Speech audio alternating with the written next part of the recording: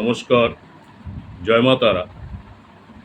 আজকে এই বিশেষ ভিডিওতে আলোচনা করব বিয়ের পরে কারা বিদেশে যাওয়ার সুযোগ পান, কোন কোন গ্রহ বা ভাব বা কোন কোন যোগ একজন মানুষকে বিবাহের পর বিদেশে বসবাসের দিকে নিয়ে যায়। অনেক সময় দেখা যায় বিয়ের আগে বিদেশে যাওয়ার কোনো সম্ভাবনা নেই, কিন্তু বিয়ের পর হঠাৎ জীবনে বড় পরিবর্তন আসে। কেউ স্বামীর জন্য, কেউ আবার স্ত্রীর জন্য, আবার কেউ শ্বশুরবাড়ির কারণে বিদেশে স্থায়ী হয়ে যান। বৈদিক জ্যোতিষে এই ধরনের যোগ খুব স্পষ্টভাবে দেখা যায়। আজ আলোচনা করব এই গুরুত্বপূর্ণ 10টি যোগ নিয়ে।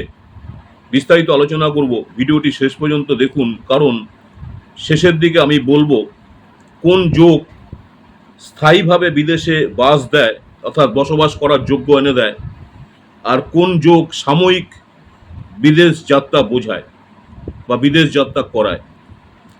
বিদেশ যোগ বোঝার মূল ভিত্তি, অর্থাৎ বিদেশে যাত্রা বা বিদেশে বসবাস করার বিচার করতে প্রধানত দেখা দরকার হচ্ছে আপনার কুণ্ডলিতে দ্বাদশতম ঘর অর্থাৎ 12তম ঘর, সপ্তম ভাব অর্থাৎ বিবাহ, নবম ভাব অর্থাৎ আপনার ভাগ্য ও দূরযাত্রা, রাহু, চন্দ্র, শুক্র দ্বারা তারক গ্রহ। এখন চলুন একে একে যোগগুলো বুঝে নেওয়া যাক। সপ্তম পতি দ্বাদশ ভাবে, অর্থাৎ সপ্তম পতি যদি আপনার দ্বাদশ ভাবে, একটি অত্যন্ত শক্তিশালী বিদেশ যোগ। যদি সপ্তম ভাবের অধিপতি দ্বাদশ ঘরে যায়, তাহলে বিয়ের পরে বিদেশে যাওয়ার সম্ভাবনা তৈরি হয়। জীবন সঙ্গী যে রয়েছেন, জীবন সঙ্গী বিদেশের সঙ্গে যুক্ত হতে পারেন। জীবন সঙ্গী অন্য সংস্কৃতি বা অন্য দেশের হতে পারেন। বিয়ের পর বাসস্থান পরিবর্তন হয়। অনেকে বিয়ের পর চাকরি বা পারিবারিক কারণে বিদেশে স্থায়ী হওয়ার সুযোগ আসে। সপ্তম ভাবে রাহু হচ্ছে বিদেশ, আধুনিকতা, ভিন্ন সংস্কৃতির দিক। সপ্তম ঘরে রাহু থাকলে বিদেশি জীবনসঙ্গী পাওয়ার সম্ভাবনা থাকে। বিয়ের পর হঠাৎ পরিবেশ পরিবর্তন হয়, বিদেশে ব্যবসা বা চাকরির সুযোগ আসে। অনলাইন বা দূরের সম্পর্ক থেকে বিবাহ হতে পারে। তবে রাহু যদি অশুভভাবে অবস্থান করে, তাহলে সম্পর্কের জটিলতাও বাড়তে পারে। দ্বাদশপতি সপ্তম ভাবের সঙ্গে যুক্ত, যদি দ্বাদশ ভাবের অধিপতি সপ্তম ভাব বা সপ্তম পতির সাথে যুক্ত হয়, বিবাহের পরে বিদেশ যাত্রা নিশ্চিত হতে পারে। জীবন সঙ্গীর কারণে দূরে বসবাসের যোগ তৈরি হয়। বিদেশে সেটেলমেন্টের সুযোগ বাড়ে। এই যোগ অনেক সময় নিজের জন্মস্থান ছেড়ে সম্পূর্ণ নতুন জীবনের শুরু হয়। দ্বাদশ ভাবে শুক্র হলো প্রেম, বিবাহ ও আরামের কারক। দ্বাদশ ঘরে শুক্র থাকলে বিদেশি পরিবেশ সুখ পাওয়া যায়, অর্থাৎ বিদেশে সেই পরিবেশে থেকে সুখ পাওয়া যায়। বিয়ের পর বিদেশে বিলাসবহুল জীবন হতে পারে। বিদেশে প্রেম বা বিবাহের সম্ভাবনা থাকে। শিল্প, ফ্যাশন, মিডিয়া লাইনে বিদেশে সাফল্য আসে। সপ্তমপতি রাহুর সঙ্গে যুক্ত এই যোগ অত্যন্ত রহস্যময় এবং শক্তিশালী হয়। বিদেশে বা বিদেশি প্রভাব খুব প্রবল হয়। জীবনসঙ্গী অন্য সংস্কৃতির হতে পারেন।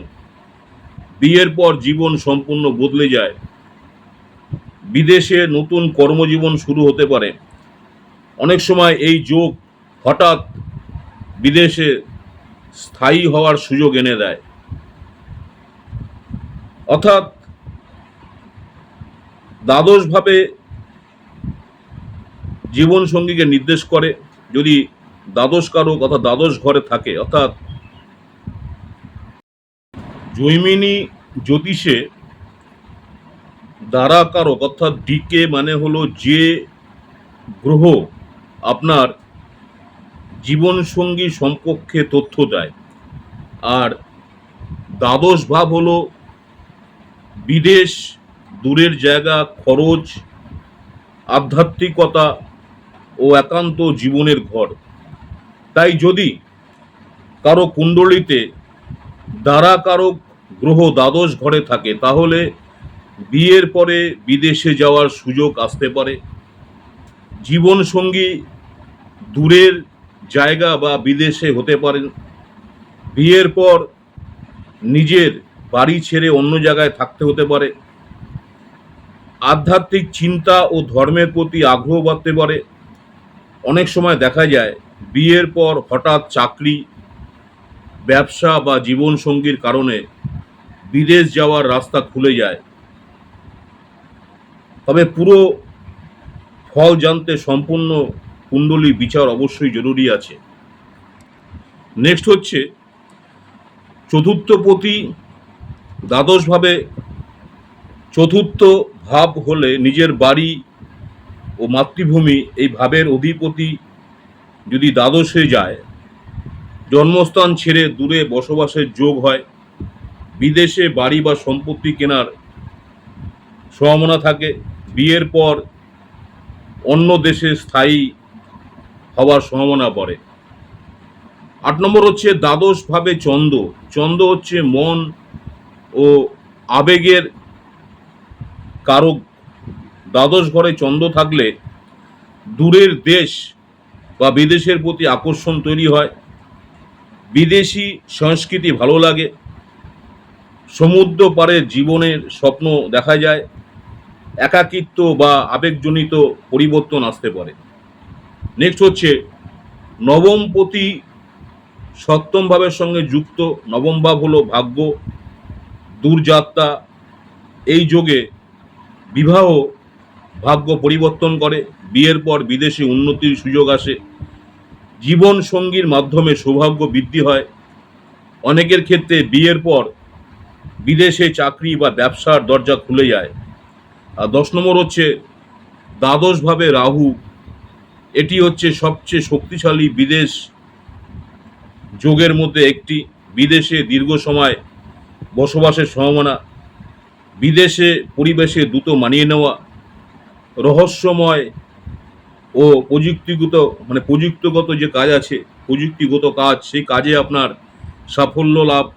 বিদেশে বড় আর্থিক উন্নতি।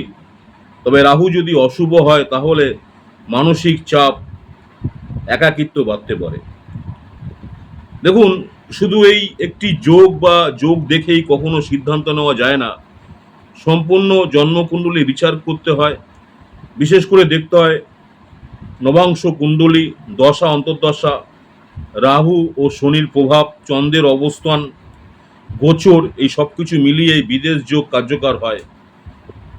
কোন কোনো যোগ স্থায়ী বিদেশে বাস দেয়।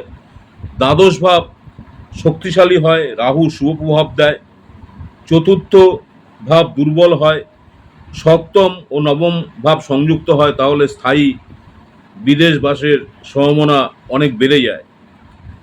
আজকে যে বিষয় নিয়ে আলোচনা করলাম, বিয়ের পর বিদেশে যাওয়া শুধু ভাগ্যের ব্যাপার নয়, জ্যোতিষশাস্ত্রে তার স্পষ্ট ইঙ্গিত থাকে। আপনার কুণ্ডলিতে এই যোগগুলোর মধ্যে কোনোটি আছে সেটা অবশ্যই বিচার করা দরকার। যদি ভিডিওটি ভালো লেগে থাকে অবশ্যই লাইক, শেয়ার, কমেন্ট এবং সাবস্ক্রাইব করতে ভুলবেন না। আমার ইউটিউব চ্যানেল অ্যাস্ট্রোলজার অ্যান্ড তন্ত্র স্পেশালি উত্তম আচার্যি। অনেকেই আপনারা আমার এই চ্যানেলটাকে সাবস্ক্রাইব করেছেন, অসংখ্য ধন্যবাদ। যারা এখনও সাবস্ক্রাইব করেননি অনুরোধ করবো চ্যানেলটাকে সাবস্ক্রাইব করে রাখতে। পরবর্তীকালে আমি যখনই কোনো নতুন ধরনের ভিডিও আপলোড করবো আপনারা সরাসরি নোটিফিকেশন পেয়ে যাবেন। নমস্কার, জয় মা তারা। আবার আপনাদের সঙ্গে দেখা হচ্ছে নতুন কোনো ভিডিও নিয়ে।